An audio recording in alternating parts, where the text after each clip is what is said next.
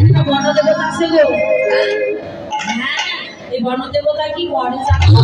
তোমার মতো সতী সাবিত্রী রমণী পেলে তার সতীত্ব হরণ করিয়ে ওই যে দেখছো পর্বত, ওই পর্বত থেকে ফেলে দেয়।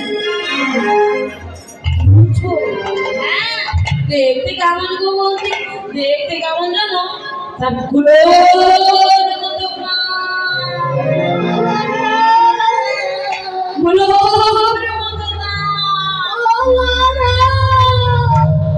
আমি আমাদের যাবো না। ঠিক আছে ভগবানের দিদি, তুমি চলে যাও। এটাই তো চাইছিলাম। এবার আমাদের চলে গেল। এবার আমার গোবিন্দ চাকরি আছে, সবাই মিলে সূর্য পুজো সামনে নিয়ে সূর্য দেবতার রাখলেন। এদিকে গোবিন্দ গোষ্ঠ বড় বাসনা ছিল বলু, বহুদিনের বাসনা রাখে ব্রাহ্মণ সাজাবে। এবার দেখি মনে সখী